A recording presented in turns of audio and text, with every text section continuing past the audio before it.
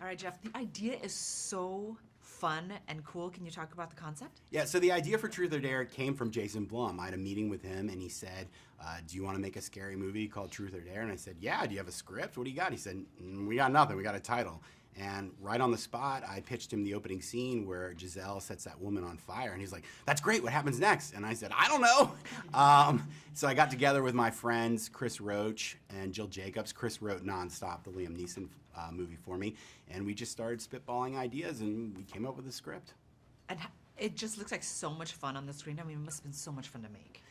It was fun to make, but it was also very difficult because we had a very small budget and we had to move very quickly. But I don't know, something happens when you don't have time to second guess yourself. And I think we were really lucky in that we just made great choices because we had no choice but to make great choices.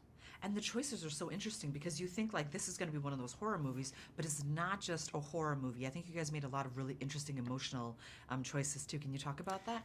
Yeah, we made the characters really emotional because I wanted to love the characters. I didn't want to make the kind of horror movie you're just waiting for the bodies to drop. I wanted the audience to really invest in the relationships, and I wanted the game to use those relationships against them. So we tried to make the movie as emotional as possible. Can you give me a short synopsis of what the movie's about? Truth or Dare is about a group of friends that go to Mexico and they get conned into playing a supernatural game of Truth or Dare that follows them home. And they quickly learn that if you don't tell the truth, you die, and if you don't do the dare, you die. And what do you think audiences are going to get from it? I hope audiences just have a great time. I hope they have fun, that they're scared, that they laugh, that they care about the characters, and that the next time someone asks them if they want to play Truth or Dare, they think twice. Okay, let's talk about some of the stunts because there are some of those scenes that I was like, is she really on that rooftop? You know what I mean? Yeah. Did you have some favorite scenes that you just shot that you were just like, oh, I can't believe I got this? Well, the roof sequence was a really fun one to shoot because it was so technically challenging and everyone said we couldn't do it. They're like, you can't do this. You don't have enough time or money.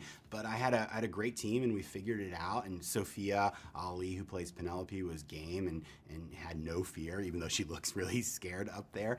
But probably my favorite sequence to shoot was the whole finale with Lucy and Violett and Tyler and Landon, because it was really just 4 people in a room with a gun and a knife, but it goes on for like 15 minutes and all these crazy reversals happen and twists and turns, and it's just kind of a bonkers sequence, but I think it works.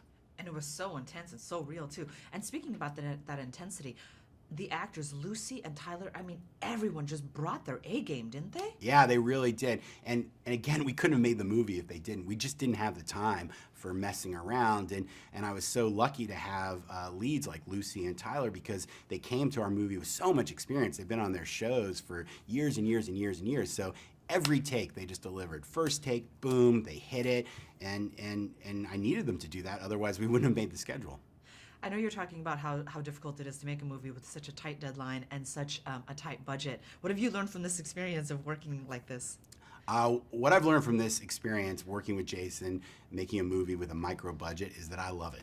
You know, don't tell too many people because I'd like to make bigger movies, but I do love it because you remove all the inefficiencies, all the nonsense, all the politics that sometimes surround endeavors, not just films, but any endeavor where there's a lot of money on the line. People get anxious, but when you make the budget smaller, people kind of get out of your way and you're able to make interesting choices. And if you look at all the movies Jason has made, I think you'll see that that's true.